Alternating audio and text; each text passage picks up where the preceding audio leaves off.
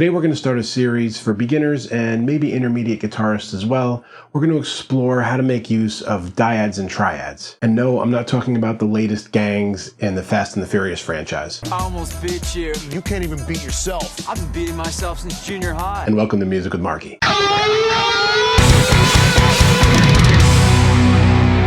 If you're at the point where you have your open chords down pretty well, and maybe you're playing some bar chords moving up and down the neck, but you're looking for other ways to get chord voicings and do interesting things so that you can make more music, then dyads and triads is probably a good place for you to start. Today we'll just be looking at the dyads part of it, and the next week we'll jump into the triads.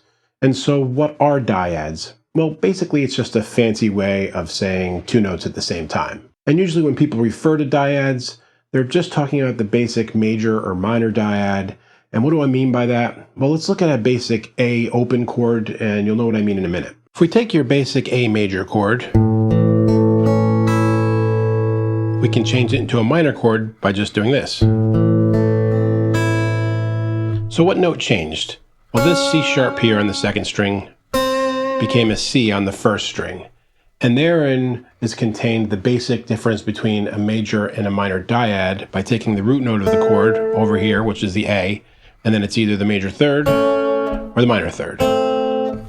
Now what I mean by thirds and all that and majors and minors, that's a bit of a theory lesson and we don't want to get into that today. I can link a lesson I have up here that'll get you started down learning on that path.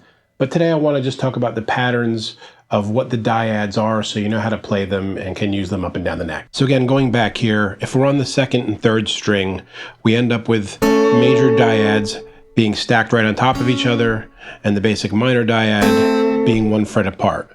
And so if we're in the key of A minor, you have no sharps or flats in that key, and so you could play, if you wanted to go up, you could play an A minor dyad. You go to B here, it's a B and a D, a B minor dyad. Your next chord is a C.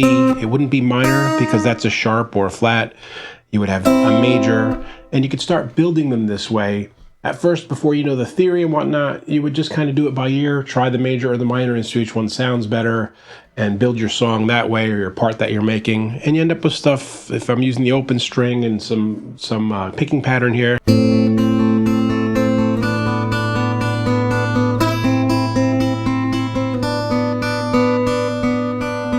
And you end up being able to pluck apart with your dyad, maybe use the low A note as what they call a pedal point, something to build off of.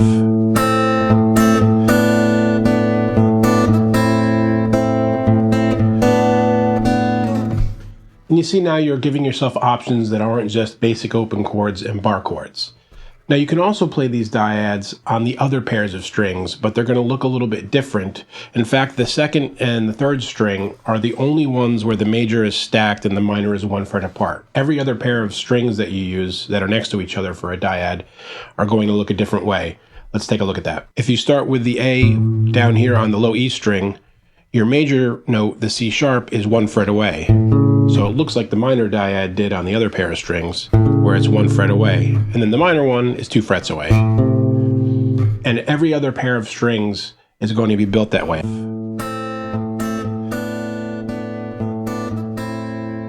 If I play the A over here, the major is like that, 1 fret away, minor, 2 frets away. If I use this A here, major is 1 fret away, minor is 2 frets away. If I use this A over here, major, 1 fret, minor, 2 frets.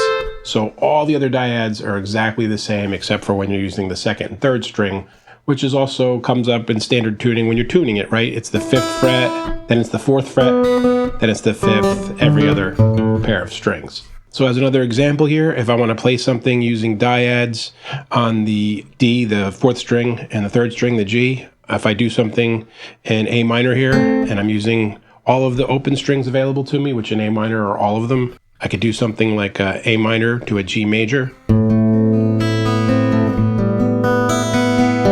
Go down on F major.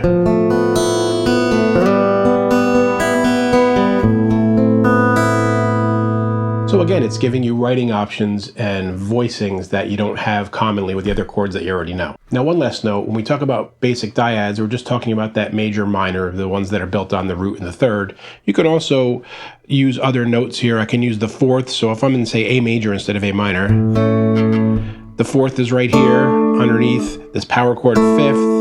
I have, say, a major 6th or a minor 6th. I can start doing things with that as well, but for purposes of the most basic beginner discussion on it, it's just the major and minor dyads we want to focus on. So I hope that made sense to you, and you can start using these dyads to expound on your own writing and make better music. If you have any questions or comments, leave them below. Next week, we'll start looking at the full triads, the 1st, 3rd, and the 5th. And until next time, guys, keep making great music. Hey friends, don't forget to subscribe and turn on notifications. It makes the whole world better.